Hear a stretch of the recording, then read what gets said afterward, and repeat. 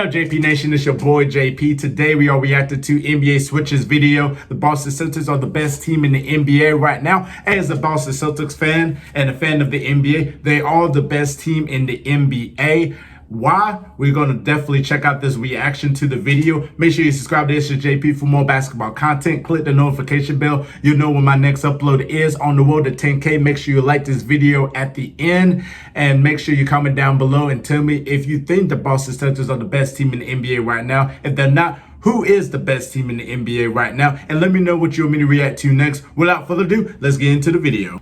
In today's video, we'll discuss why the Boston Celtics are the best team in the NBA. But before we start, please make sure to like, comment, and subscribe to the channel for more content just like this. Now, without further ado, let's get started. The Boston Celtics were in the NBA Finals just around 5 or 6 months ago. But after their head coach, Ime Udoka, was fired, it left many wondering how the Celtics would look this season. That question was quickly answered because they would go 7-3 in their first 10 games. Now, fast forward to the month of November, they are the #1 seed in the Eastern Conference and are looking every bit like the very best team in the league. But why is that? First, let's start with their three-point shooting. They are currently ranked third in the three-point shooting percentage, and that's on a great volume of shots as well. The Celtics are second in the NBA, only behind the Warriors, and attempt around 42 three-pointers per game. One of the reasons they're such a good shooting team is because of their 6'7" sharpshooter Sam Hauser. He's shooting a scorching 48% from three at the moment, attempting a little over 4 threes per game.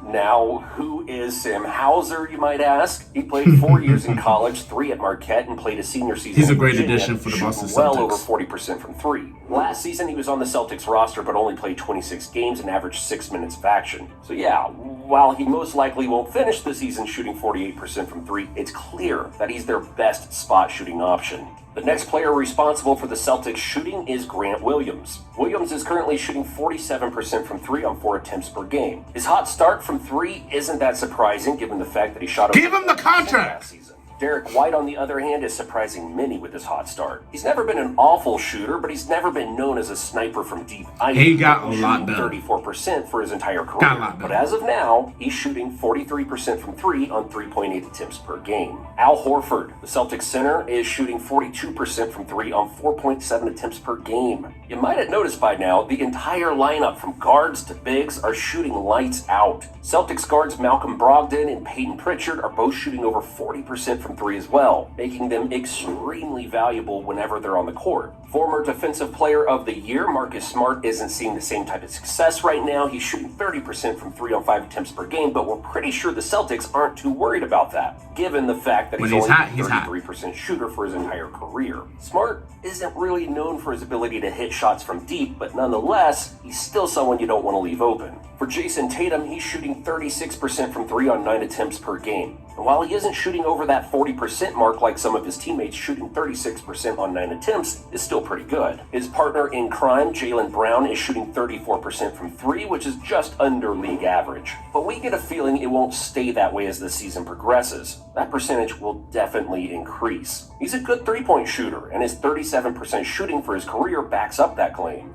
Their three-point shooting is what's carrying them right now, but you don't get to being the best team in the league on threes alone. The Celtics rank 10th in assists per game, and they're becoming more accustomed to moving the ball rather than letting Tatum or Brown play iso ball for the entire game. First, let's start with their best facilitator, Marcus Smart. Yes, we know Malcolm Brogdon and Derek White are both better pure playmakers, but as of now, Smart is leading the team in assists with 7. It's mostly due to his amazing chemistry with the team. He sort of operates like a smaller Draymond Green on offense. He knows when and where to get the ball to his star players and is constantly looking to get everyone involved, from shooters and big men to cutters slashing to the paint. The second assist leader on the team is Jason Tatum, who's averaging 4.6 per game. In our opinion, this addition to his game is what officially elevated him to superstar status. And sure, he isn't the perfect playmaker, but he's slowly getting more comfortable with making the right passes and trusting his teammates. The majority of top 15 players in the NBA are good to elite passers. And that's no coincidence. Your star player has to be able to get his teammates involved on a nightly basis in order to open up the scoring game. And as Tatum matures, he's realizing that. Now on to the next part of their success, free throws. That might be a boring stat for most, but great free throw shooting is what separates the decent from the elite NBA teams. The Celtics are second in the entire league in free throw shooting, converting over 80% at the line. Their best free throw shooter on the team has to be Derek White. He's made 25 of his 28 free throws so far, which adds up to 89%. That's no surprise. White is a career 84% free throw shooter, and he even shot his career high 86% last season. Jason Tatum and of course Malcolm Brogdon are both shooting over 85% from the line, and Smart and Brown are both hovering around the low 80s. Now it's time to get to the more exciting stuff. Scoring, and they definitely have been doing a lot of that. Boston is currently second in the league in points per game, averaging 119 points per contest. They've scored over 125 points 7 times, with some of those being against solid defenses. Their leading scorer is none other than Jason Tatum, who's averaging 30 points per game while shooting 47% from the field. While it seems like he may be an older, wiser player, he's actually only 24 years old and is just stepping into his prime. The 6'9" forward can score from everywhere on the court, and when he has it going, there aren't many guys who can put the ball in the basket like he can. One improvement he made that positively affected his game is his strength. He's added a lot of muscle to his long frame, and it's certainly paying off big time. He's now taking and embracing contact more than ever, so if his outside shot isn't falling, he'll get into the lane for easy layups and dunks. Honestly, other than Katie and Steph, Tatum might be the best natural scorer in the game right now, but he's not the only big scorer on the team. Jaylen Brown is averaging 25 points per game while shooting 48% from the field. Brown is without a doubt one of the best slashers in the NBA. He's extremely slippery and agile in the lane, which makes it very difficult to contain him. Not to mention his many posters, which lets you know he's not afraid of contact. He also has a sweet mid-range shot. When he gets it going deep, just know you're in for a long night if you're the opposing team. Malcolm Brogdon and Marcus Smart, their 2 guards, get their points within the flow of the offense. But Brogdon is definitely the more polished scorer. Regardless, they both bring the same qualities on offense for the most part. The Celtics can certainly put up a bunch of points on you in a hurry, but they aren't just winning shootouts. The Celtics have one of the most versatile defenses in the entire NBA, and it's not even close. First, let's start with Robert Williams, who hasn't played at all this season yet, but according to multiple sources, he's nearing a return soon. Williams is a top 10 defender in the league, and when healthy, he's even in the same conversation as Rudy Gobert and Anthony Davis when it comes to blocking shots. The fact that the Celtics are off to such a great start without their main rim protector shows just how much depth and talent this team has. And of course, we can't forget about the former Defensive Player of the Year, Marcus Smart. Smart is a top 10 defender in the league, and he's even in the Defensive Player of the Year discussion yet again this year. He continues to be the leader on defense, and he's not only a vocal leader, but he loves to lead by example. Smart is one of the most versatile defenders in the NBA. He can defend guards as well as some big men, and is truly one of the most skilled defensive players of our era. We know Jason Tatum can score, but he's also emerged as an elite two-way player over the past few seasons. Everyone remembers how well he defended Kevin Durant in last year's playoffs. Tatum uses his length to be disruptive on and off the ball. His athleticism and his quickness allow him to stay in front of shifty scorers, and that's exactly why he's one of the best wing defenders in the game. Know who else is a good wing defender? Jaylen Brown. Jaylen is lightning fast in the passing lanes, and he's always looking to intercept a lousy pass. If you get lazy, you can expect Jaylen to be all over it. On the ball, he's great at pressuring ball handlers and being disruptive by using his athleticism. Al Horford, who even at 36, can play defense with the best of them. He's an excellent post defender and shot blocker who can even defend in the pick and roll when switched on by smaller guards and wings. But in the end, Derek White might just be the most underrated defender on this roster. He plays with an extremely high IQ and is always in the right place at the right time, looking to make a big play. He excels as an on-ball defender and shows freakish quickness and agility when defending out on the perimeter. The same goes for Malcolm Brogdon, and while we do think White is the better defender, Malcolm certainly isn't a slouch either. So, the Celtics can shoot the three ball with the best of them, have playmakers galore who can put up points at will, and are a lockdown defensive team, all while being led by one of the most exciting players in the entire league. That, to us, has the makings of a championship team written all over it. But what do you think? Are the Boston Celtics the best team in the NBA? Man, thank you so much, NBA Switch, for the breakdown of the video of why the Boston Celtics are the best team in the NBA right now. They are the best team in the NBA right now. The three-point shooting has been phenomenal, especially this season. You know, they're hitting their franchise record, you know, against the New York Knicks, hitting a lot of three-point shots. I think it was 27, if I could recall. They also had like they had 10 three-pointers in the first quarter. While going into a blowout, you know, like they're unbelievable from three-point shooting and everything. You know, Sam Hauser, like I say, he's a great addition for the Celtics, being able to spot up and shoot, you know, especially coming off the bench and everything.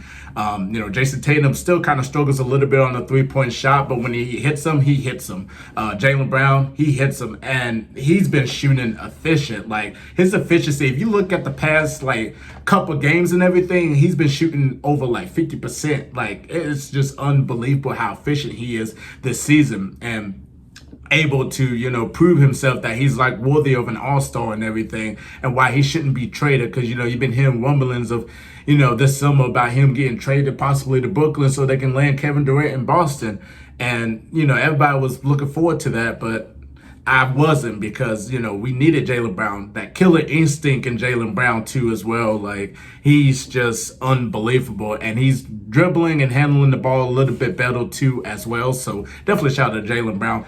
But yeah, three-point shooting has been, you know, a huge significance for Boston. They are one of the best in terms of offensive rating, one of the best scoring teams in the NBA, one of the best three-point shooters, one of the best three-point shooting teams in the NBA, one of the best free throw shooting teams. That's an underrated stat. If you look at the free throw percentage and everything, the team shooting over 80%. That's unbelievable, just unbelievable. And Derek White leading the way in terms of free throws and all that. That's a very underrated stat. You got to hit your free throws when it counts and everything. We've seen with Dallas Mavericks last night, only shooting percentage like 63%. They were struggling with the free throws, and they almost cost them the game too as well.